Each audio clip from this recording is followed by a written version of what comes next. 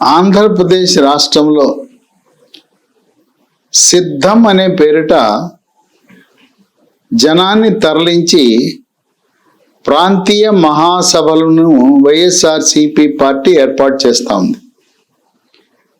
సిద్ధం అని అధికార పార్టీ మనం ఎన్నికలకు సిద్ధమా అనే విధంగా సిద్ధమని పెడితే, ప్రతిపక్ష పార్టీలు తర్వాత వారిని విమర్శించే వామపక్ష పార్టీలు సిద్ధం అంటే వాళ్ళు ఓటమికి సిద్ధము అనే విధంగా వ్యంగ్యాస్త్రాలు సిద్ధం చేస్తున్నారు. త్వరలో భారతీయ జనతా పార్టీ, జనసేన, తెలుగుదేశం పార్టీ కలిపి ఒక కూటమిగా ఏర్పడబోతా ఉన్నాయి. ఇప్పటికే జనసేన, తెలుగుదేశం పార్టీ కలిసి పోటీ చేయటానికి నిర్ణయించుకున్నారు. త్వరలో పార్లమెంటు రద్దు కాకముందు, ఎన్నికల షెడ్యూల్ విడుదల కాకముందే తెలుగుదేశం పార్టీని, చంద్రబాబు నాయుడిని లాంఛనంగా ఎన్డీఏ కూటమిలోకి ఆహ్వానం పలుకుతారని వార్తలు వినపడుతున్న తరుణంలో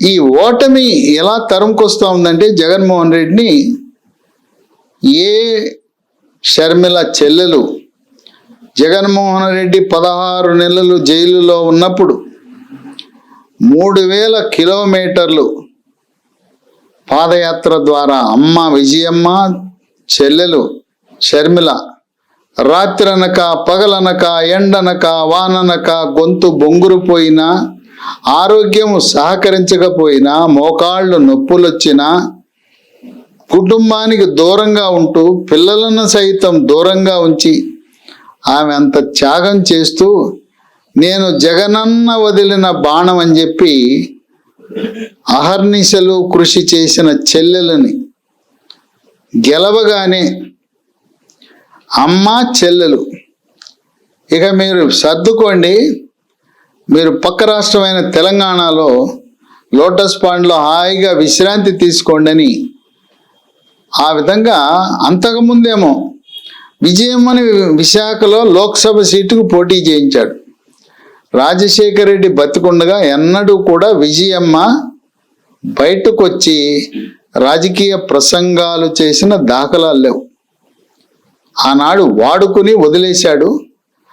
అమ్మని చెల్లెల్ని వాడుకుని వదిలేసిన ఈ వ్యక్తి మన పార్టీ నాయకులను, శ్రేణులను, ప్రజలను ఏం ఉద్ధరిస్తాడనే విమర్శలు కూడా గ్రామ స్థాయిలో, రచ్చబండల మీద కూడా గ్రామీణ వాసులు చర్చించుకుంటున్నారు. అందరూ ఒకటే అనుకుంటున్నారు, నీ సొంత చెల్లెలు రక్తం పంచుకొని పుట్టింది, ఆమెకు ఒక రాజ్యసభ సీటో లేదు ఒక ఎమ్మెల్సీ సీటో ఆమె ఇచ్చి గౌరవించవచ్చు కదా. పోనీ నీ తల్లి వైజాగ్లో లోక్సభకు పోటీ పెట్టావు, ఓటమి చెందింది, ఆమెను రాజ్యసభ సీటుకు పంపొచ్చు కదా. కనుక తల్లి చెల్లెల్ని ఆమె ఎటువంటి కనికరం లేకుండా సొంత రక్త సంబంధీకులని దూరం పెట్టిన ఈ జగన్మోహన్ రెడ్డిని ఎవరు నమ్ముతారు? మరొకటి బాబాయి హత్యకు అక్కడుండే అవినాష్ రెడ్డికి, జగన్మోహన్ రెడ్డికి పరోక్ష సంబంధాలున్నాయి అని చెప్పి లోకం కోడై కూస్తా ఉంది. ఎక్కడ చూసినా బాబాయ్ హత్యకు ఈ అవినాష్ రెడ్డి, జగన్మోహన్ రెడ్డి వీళ్ళ ప్రమేయం ఉన్నదని పుకార్లు షికార్లు చేస్తున్న తరుణంలో అది కూడా ఒకంత వైఎస్ఆర్సీపీ పార్టీకి నెగిటివ్గా, అవరోధంగా మారింది. స్వాతంత్రం వచ్చిన తర్వాత ఏ రాజకీయ పార్టీ కూడా ఇంతమంది ఎమ్మెల్యేలను, లోక్సభ సభ్యుల్ని బదిలీలు చేయటం అనేది ఎన్నడూ ఏ పార్టీ చేయలేదు. నభూతో నభవిష్యత్ అనే విధంగా జగన్మోహన్ రెడ్డి అంతర్జిల్లా బదిలీలు, అంతర్జోన్ల బదిలీలు, అంతర్రాష్ట్ర బదిలీలు చేస్తూ ఇప్పటి వరకు సుమారు 70 మందిని బదిలీ చేయటం, దాదాపు ఒక 30 మందికి సీట్లు నేను ఇవ్వను, మీరు పనికిరారు, మీరు గెలవరు అని చెప్పి వాళ్ళను పక్కన పెట్టడం, కనీసం కొంతమందికి ఇంటర్వ్యూలు కూడా ఇవ్వకపోవటం. ఈ మార్పులు చేసిన నియోజకవర్గాలు లేదు సీట్ ఇవ్వని తిరస్కరించిన వాళ్ళు అధికంగా ఎస్సీ, ఎస్టీ, బీసీలకు అవమానం జరిగినట్టుగా దళిత సంఘాలు, బీసీ సంఘాలు భావిస్తున్నాయి. 29 జనవరి పెద్దిరెడ్డి రామచంద్రారెడ్డి మంత్రి అట్టహాసంగా అనంతపురంలో జరిగే సిద్ధం మహాసభకు సన్నాహక సమావేశం అని ఏర్పాటు చేశాడు. ఎమ్మెల్యేలను, ఎమ్మెల్సీలను, ఎంపీలను, ప్రజాప్రతినిధులు అందరినీ, పార్టీ వాళ్ళందరినీ పిలిచాడు. ఎవరైతే పార్టీ టికెట్ తిరస్కరించబడ్డారో వాళ్ళందరూ గైర్హాజరవటం విశేషం. మడకశిర శాసనసభ్యుడు డాక్టర్ తిప్పేస్వామి, పలమరేరు శాసనసభ్యుడు ఎంఎస్ బాబు, మదనపల్లి శాసనసభ్యుడు నవాజ్ బాషా, ఆలూరు నియోజకవర్గ ప్రాతినిధ్యం వహిస్తున్న మంత్రి గుమ్మనూరు జయరాం, సత్యవేడు నియోజకవర్గ ఎమ్మెల్యే ఆదిమూలం, వీళ్ళందరూ కూడా సన్నాహక సమావేశానికి తిరుపతికి రాలేదు. వీళ్ళ భవిష్యత్ అంటే మొట్టమొదటిది ఎవరైతే 30 మందికి సీట్లు తిరస్కరించారో వాళ్ళందరూ కూడా తెలుగుదేశం పార్టీ నిలబెట్టబోయే రాజ్యసభ సభ్యుడిని గెలిపిస్తారు. అంటే మొదటి దెబ్బ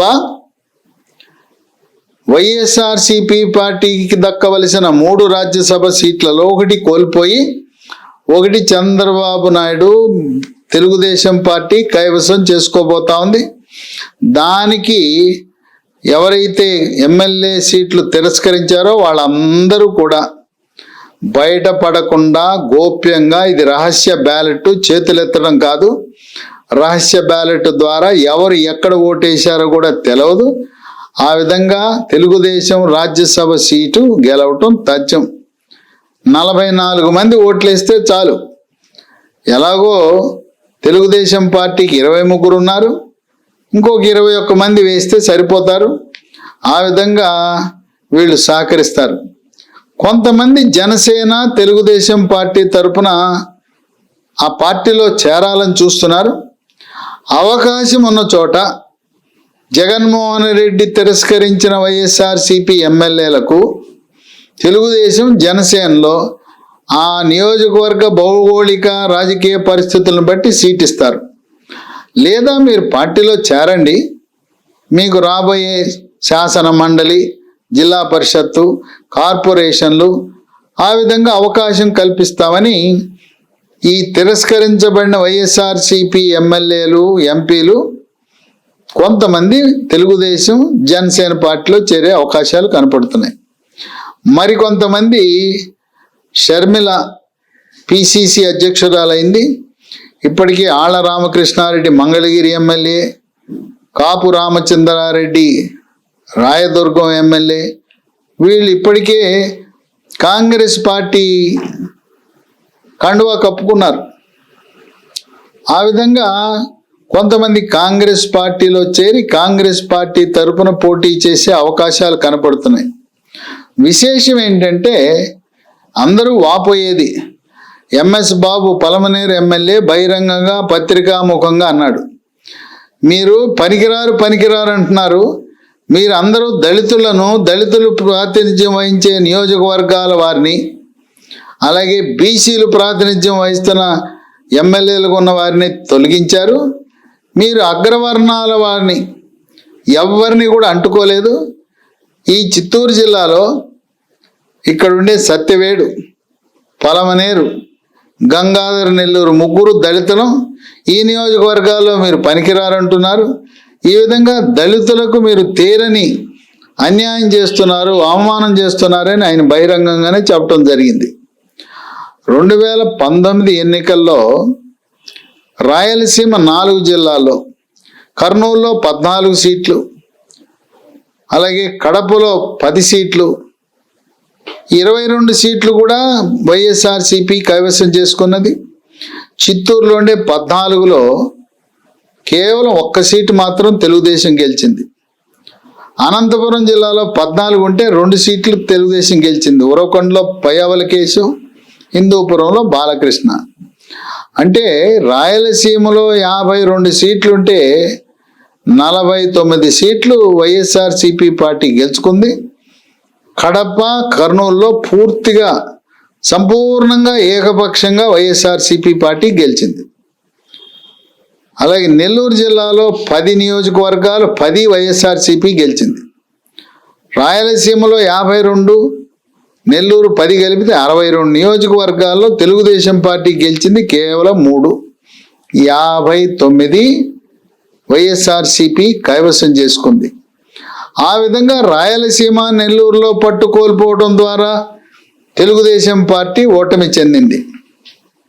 ఇప్పుడు ఓడలు బండ్లు అవుతాయి, బండ్లు ఓడలు అవుతాయి అనే తరుణంలో ఈ రోజున నెల్లూరు జిల్లాలో ఉండే 10 నియోజకవర్గాల్లో 8 నియోజకవర్గాల్లో తెలుగుదేశం, జనసేన, బీజేపీ కూటమి గెలవబోతా ఉంది. రాయలసీమలో ఉండే 52 నియోజకవర్గాల్లో 32 నియోజకవర్గాల్లో తెలుగుదేశం, జనసేన, బీజేపీ జెండా ఎగరేయబోతా ఉన్నాయి. గతంలో వైఎస్ఆర్సీపీ 2019 పార్లమెంట్ ఎన్నికల్లో 22 సీట్లు గెలిచింది. ఇప్పుడు జనసేన, తెలుగుదేశం, బీజేపీ కూటమి 22 సీట్లు గెలిచి కేవలం 3 సీట్లకే వైఎస్ఆర్సీపీ పార్టీని పరిమితం చేసే అవకాశం ఉంది.